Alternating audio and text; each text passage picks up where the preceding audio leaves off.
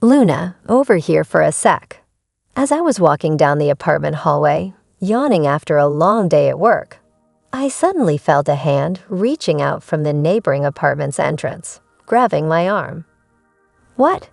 In a split second of confusion, I screamed, having been unexpectedly dragged into my neighbor's place.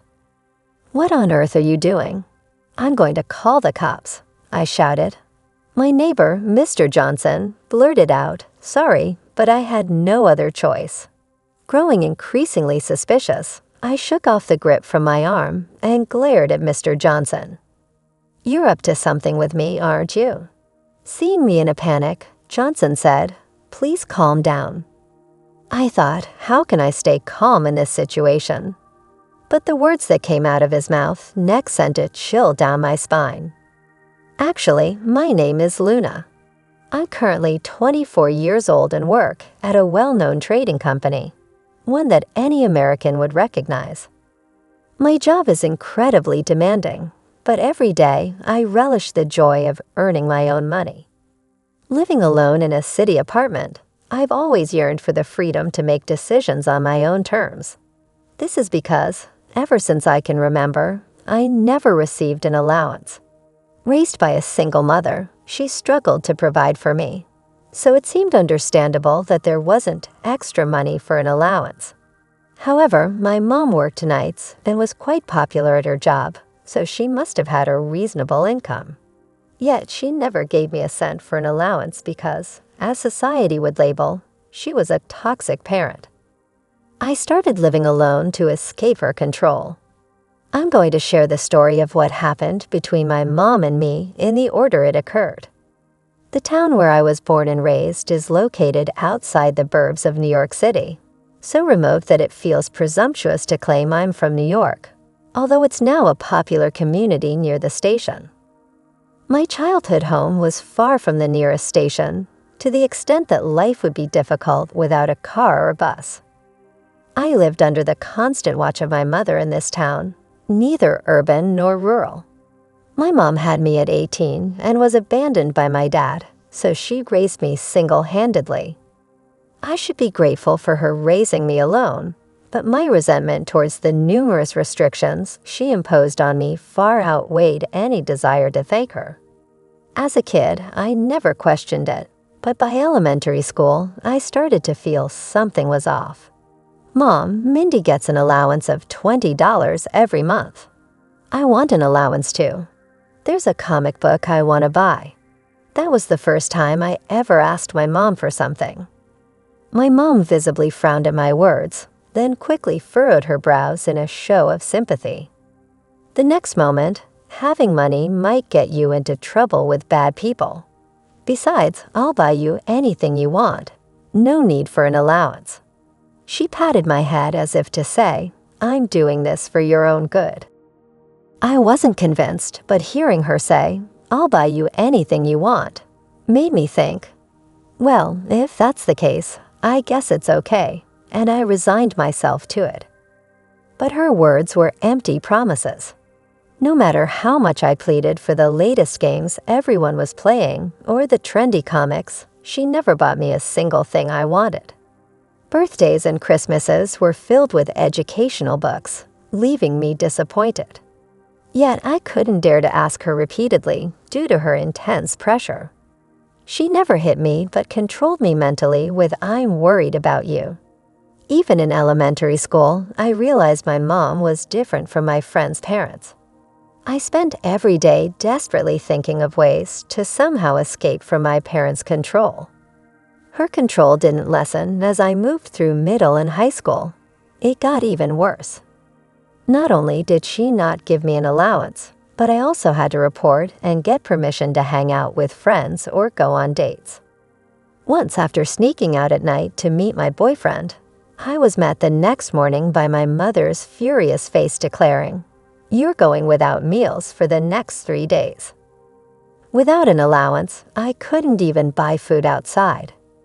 I was too embarrassed to let my friends or boyfriend know that I had a toxic mom, so I couldn't bring myself to ask them to treat me to something as simple as a snack from the gas station.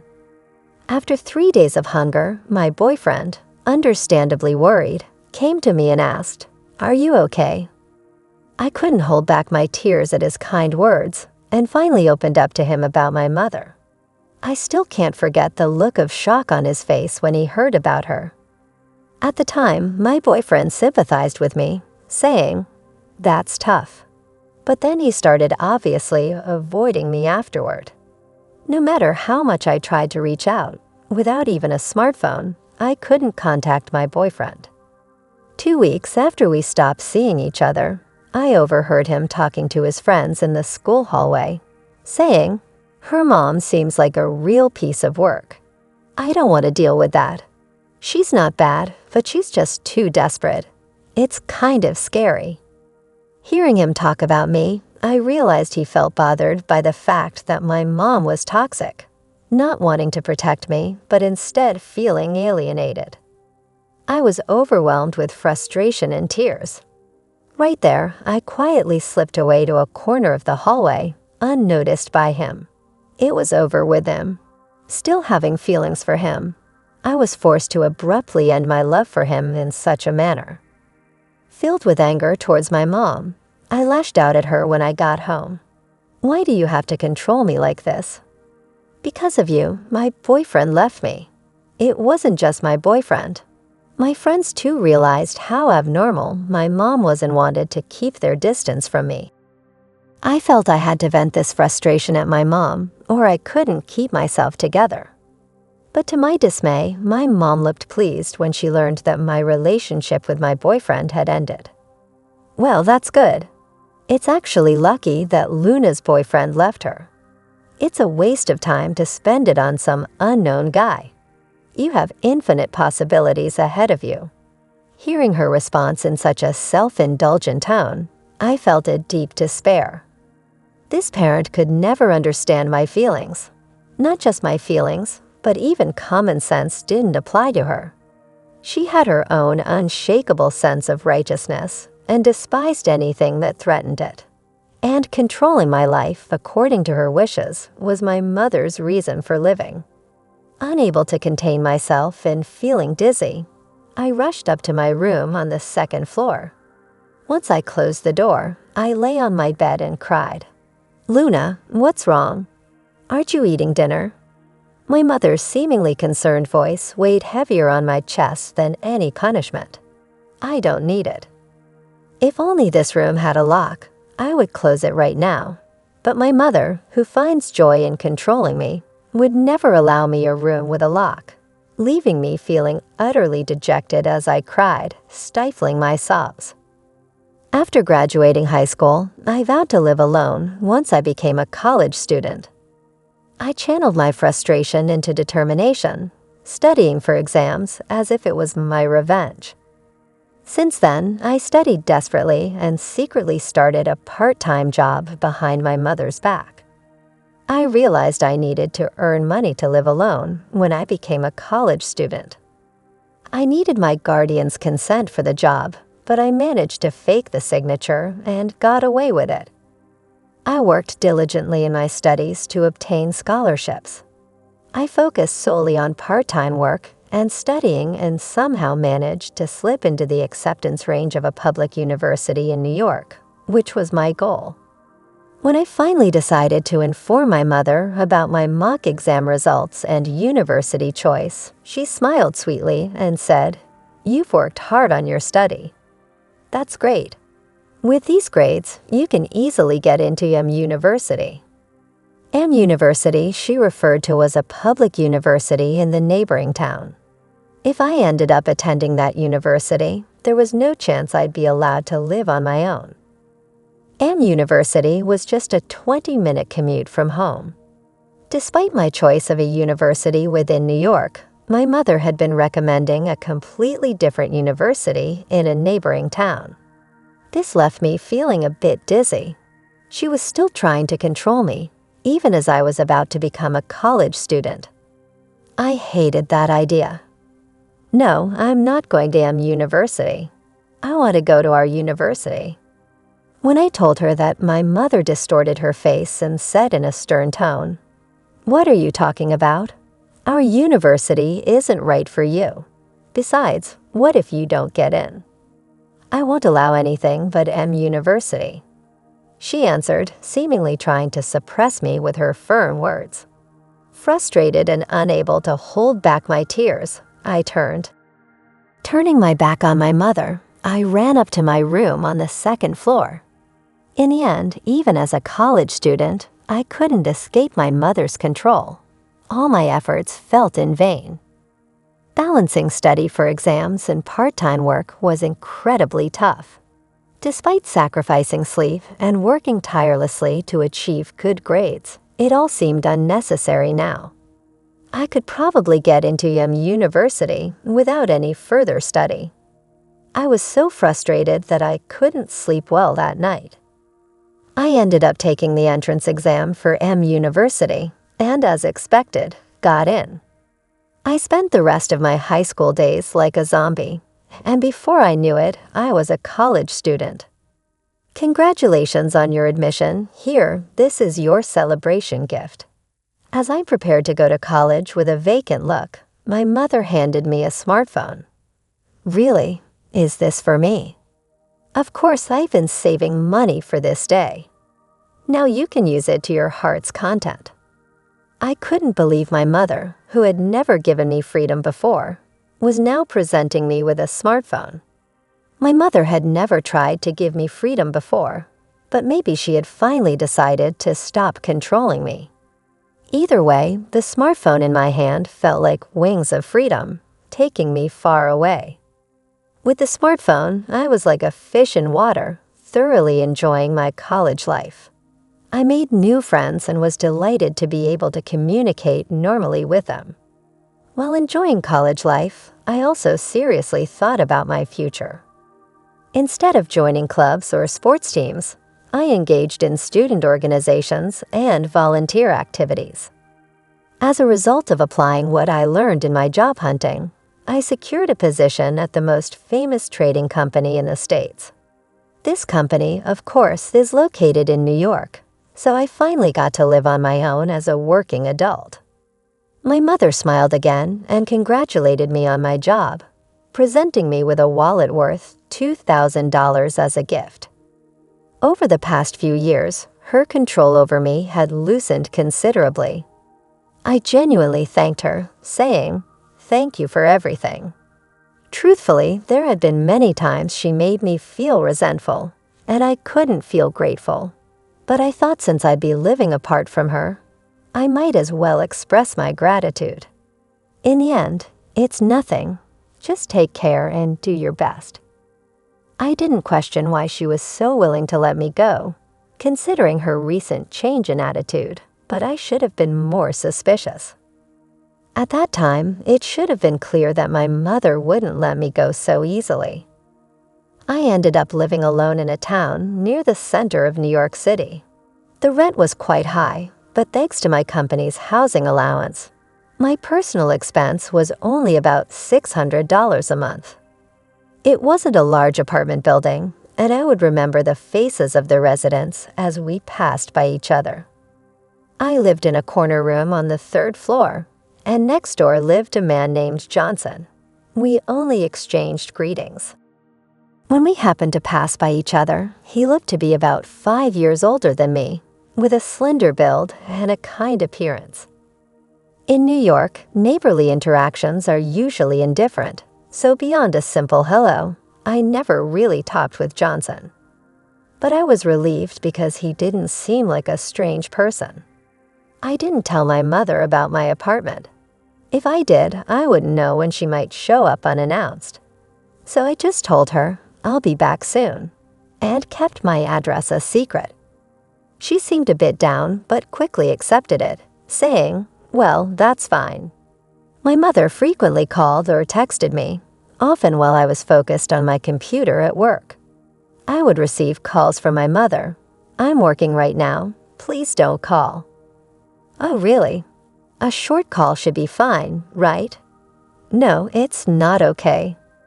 I couldn't hide my irritation with her laid-back tone. The job at the trading company was demanding, and my seniors were always bustling around the office. In such an environment, Being seen making personal calls on my smartphone would draw disapproving looks from colleagues. "Oh, that's too bad. I'll call again later. Just don't call during the day." I was exasperated by my mother's nonchalant response, which felt like pushing against a bed curtain. The job was exhausting, but honestly, her constant calls were even more draining. And it wasn't just calls, she kept sending messages. And once I realized I had 100 unread notifications, I felt a chill down my spine. "What's wrong?" Seeing my strained expression, a colleague looked concerned. "It's nothing." I managed to maintain my composure and continued working. 2 years passed like this, and I turned 24. Even though it was only my second year, my salary was unbelievably high, and I felt a deep joy in being able to earn so much money on my own. Gradually, I became more focused on work, increasingly ignoring calls from my mother. But since I hadn't told her where I lived, there was no chance of running into her unless I went home. The image of my mother slowly faded from my life. I finally felt like I was living my own life. One day, after having drinks with my colleagues, I was more tipsy than usual on my way home. It was 10 p.m. when I reached the 3rd floor of my apartment building, staggering slightly towards my corner room. Another long day at work.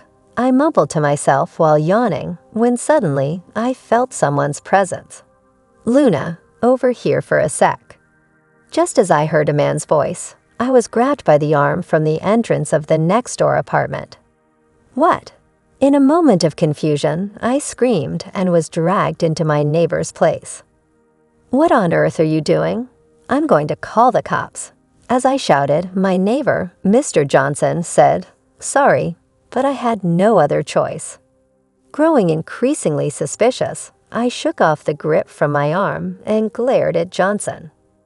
"You're planning to do something to me, aren't you?" Seeing me panic, Mr. Johnson said, "Please calm down." I thought, how can I stay calm in this situation? But the next words out of his mouth made me shudder. "Actually, I saw someone break into your apartment." "What?" Johnson looked serious as he mentioned the break-in, making my spine tingle. However, I immediately thought it might be a trap to lure me out, and I became alert. What a horrible joke. "You're just trying to keep me here, right? Let me go now." Being not used to men, I was more afraid of Johnson than anything, and tried to escape his apartment. "Wait, it's dangerous to go outside." Startled by his intense tone, I flinched and stopped in my tracks. Turning around, I saw Mr. Johnson looking desperate, gazing at me. I was at a crossroads, whether to believe this man whom I barely spoke to or not. But Johnson's eyes were so direct and clear. They didn't seem like those of someone who was lying. It was just a hunch, but I felt inclined to listen to him a bit more. Break-in. What kind of person, and when did it happen? As I asked with a trembling voice, Johnson seemed to sense my guard dropping a bit and started to answer. "Well, it's like this." I couldn't see very well, but the person was wearing all black clothes, long sleeves and pants, looking somewhat suspicious. Actually, I've seen someone similar around this apartment complex a few times before. At first, I thought they were just another resident and didn't pay much attention. But about 3 hours ago, when I came home, I saw that person entering your apartment, and that's when I thought something was off. 3 hours ago? It's 10 p.m. now, so that means around 7:00 p.m. even so.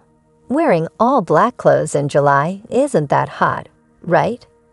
No, that's not what's important. How could someone enter my house without having a key? At first, I thought the person might be a friend or boyfriend of yours, Luna, so I didn't pay much attention. But then just a while ago, I heard you coming home and got a bit shocked. Even if they were a friend or boyfriend, staying alone in someone else's home for 3 hours seems a bit strange, don't you think? That's when it hit me that this person could be dangerous, so I decided to stop you." Hearing Mr. Johnson's words, I started to tremble violently. If what he was saying was true, then the intruder might still be hiding in my apartment right now. I haven't given my keys to anyone. I don't have a boyfriend, and I haven't made plans with any friends. That's right. Ever since a harsh experience with a boyfriend in high school, I had avoided dating men, so I currently don't have a romantic partner, even friends. I don't have any close enough nearby to invite to my house. Then you could be breaking into my home. Luna, please calm down and listen. Have you been stalked by anyone recently?" Johnson asked in a calm voice, trying to soothe my agitation. "Stalked? No, nothing like that." I had no recollection of such a thing, but it was entirely possible that someone was stalking me without my knowledge. "I see, maybe you just haven't noticed, but the perpetrator could have been acting this way for a while. Is there anyone, perhaps a romantic partner, with whom you had a falling out or argument that comes to mind?" When Mr. Johnson asked me that, I thought about the men around me, but I haven't had any such relationships with my work colleagues. As I said earlier, since a high school incident, I've been afraid to get involved with men. No, there's no one. I've been avoiding such things all this time. I couldn't think of anyone who might be the intruder. It seemed the only option left was to contact the police. But having never called 911 in my life, I hesitated to make the report. After all, the claim of an intruder in my house was just Johnson's word. Should I really trust what this man is saying? I stared at my phone's call button, unable to press it. Impatient, Johnson said, "I'll call the police." Just then, the doorbell rang. Startled, I accidentally dropped my phone. Who could it be at this time? Trying to steady my shaking body, I peeked through the peephole of Johnson's apartment door. What? Seeing the person in black clothes outside, I was speechless. "What's wrong?" Mr. Johnson's voice was trembling too. He must be scared as well. Swallowing hard, I answered, "It's my mother." "Your mother?" To Mr. Johnson, my answer might have seemed anticlimactic, but for me, the fact that my mother was standing in front of Johnson's door next to my apartment brought an unbelievable amount of fear. "What's going on?" "Oh, could it be that the person I mistook for a stalker was your mother? If so, I'm really sorry. That's a huge misunderstanding." Mr. Johnson apologized to me. However, I shook my head. "No, it's not that. It's just that." I hesitated whether to tell Johnson that my mother was toxic and that I hadn't even given her the address of this apartment. But before I could, my mother banged on the door. "Hello, excuse me. I think my daughter is in there. Could she come out, please?" My mother's loud voice echoed in the hallway, making me jump. What did she just say? My daughter is in there. How could she know that? Mr. Johnson looked just as shocked as I felt. I couldn't just do nothing, so I flung open the door.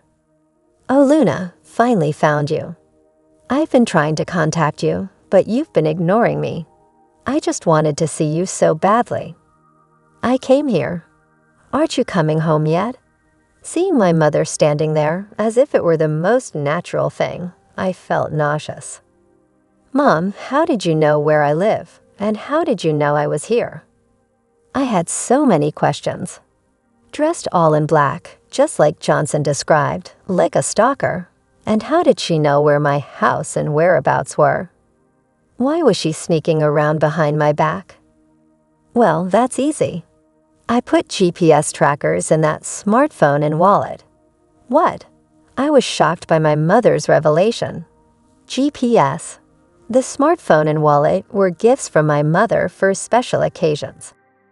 I received the smartphone when I became a college student and have been using the same one for about 6 years, which means I've been monitored by my mother all this time. A chill ran down my spine. I swallowed hard. At first, it was just a smartphone, But you sometimes leave it at home, right? So I thought if I put GPS trackers in both the phone and the wallet, you'd always have one with you. You're my precious daughter, Luna. I've always been worried about you, thinking what if something dangerous happened. Watching my mother speak so nonchalantly, I completely lost my composure.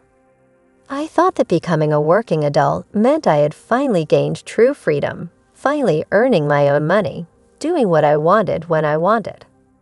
I thought I could enjoy such basic freedoms that everyone else takes for granted, but it turned out I was just dancing in the palm of my mother's hand all along. If this continues, my life will forever be controlled by my mother. I can't stand that. I was done having my life thrown into disarray by my mother. "Mom," I called out to her in a very calm voice. My mother responded in her usual clueless tone, "Yes, what is it?" "I'm never going back home again, Mom. Whenever I'm with you, I feel like I'm always being restrained. It's always been like that, hasn't it? You call me your precious daughter, your beloved daughter, but you stifled everything I wanted to do. You neatly clipped my wings every time I tried to spread them, using worry as a plausible excuse each time. It hurt me deeply and caused me great pain. I am not your thing, Mom. I have my own will as a person, and I don't want it to be tainted by anyone else. So, Mom, let's cut ties. Please don't ever contact me again or come to see me." In a final outburst, I shouted all my feelings at her. My mother, hearing my declaration of cutting ties for the first time, visibly paled. She must have been shocked to be defied like this, always assuming I would comply with her. "Cutting ties? What? Why? I'm your mother, Luna. Look, I didn't come today to restrain you. That's right. I just thought of borrowing some money from you. That's all I came for." My mother, now in disarray, suddenly claimed she wanted to borrow money, which made no sense. "Money? What are you talking about, Mom? Are you in debt? Were you planning to steal money from your daughter who earns a lot? You never intended to borrow, did you? You sneaked into my apartment to steal money, right?" Everything clicked about why she had been in my apartment for 3 hours. If she really wanted to see me, she would have called or texted, but there was no contact from her today. She must have planned to steal from me and then see me afterward, but I don't keep cash at home. My bank books are hidden where they can't be easily found. Frustrated that she couldn't fulfill her intention to steal, she just wanted to satisfy her desire to see me and came next door. Thinking this, I felt disgusted, even considering her as my mother. Steal? No, I just wanted to borrow a little. My mother, unused to such confrontations, began to panic. I couldn't trust a single word she said anymore. Gathering all my strength, I yelled at her again, "Enough. A person who tries to steal from her own daughter is not a mother. Never show your face to me again. I'm canceling my phone. Goodbye." Ignoring my mother's wide-eyed expression, I forcefully shut Johnson's door. For a while, she kept shouting, "Luna, I'm sorry. Please open the door." It seemed the neighbors found the commotion suspicious and called the police. I heard the sirens of a patrol car and my mother arguing with the police in the hallway. The police managed to take her out of the building. Exhausted, I slumped to the ground. "Are you okay?" Mr. Johnson asked, looking at me with concern. "I'm sorry for involving you in a family fight because of my mother." "No, it's okay. Just rest for today." "Thank you." Grateful for Mr. Johnson's kindness, I returned to my room and crawled into bed. I decided to sleep without thinking about anything. My consciousness slowly faded into darkness. As for what happened afterward, I separated my family register from my mother's to create some distance. Though legally I couldn't cut ties completely with my biological parent, having my name removed from her family register made me feel like I had escaped her control, and I felt a sense of relief. Furthermore, I threw away the smartphone and wallet my mother gave me, replaced them with new ones, and moved to a different apartment. Of course, I haven't shared my new phone number with my mother. Now she won't be able to pinpoint my whereabouts. After that incident at my apartment, my mother, who had received a stern warning from the police for causing a disturbance, apparently became reclusive. As she confessed, after I left home and started working, she indulged in high-end brands of clothes and bags to distract herself from loneliness, accumulating considerable debt. Eventually, she ran out of living expenses and resorted to borrowing from high-end lenders. She is now troubled daily by debt collectors. However, I couldn't bring myself to help her. The fact that she had controlled and monitored me, even using GPS, is a shocking event that I can never forgive and is etched in my heart. If cutting ties with her serves as a punishment for her, so be it. I plan to live in a world without my mother. Even after moving to my new apartment, I kept in touch with Johnson, my former neighbor. Initially, I reached out to thank him, but he continued to stay in contact, and now we even go out for meals together. Having refused romantic relationships with men for a long time, escaping from my mother's control has made me more open to love. If things go well with Johnson, it would ironically be thanks to my mother, but I want to build a bright future with Mr. Johnson, away from my mother's knowledge.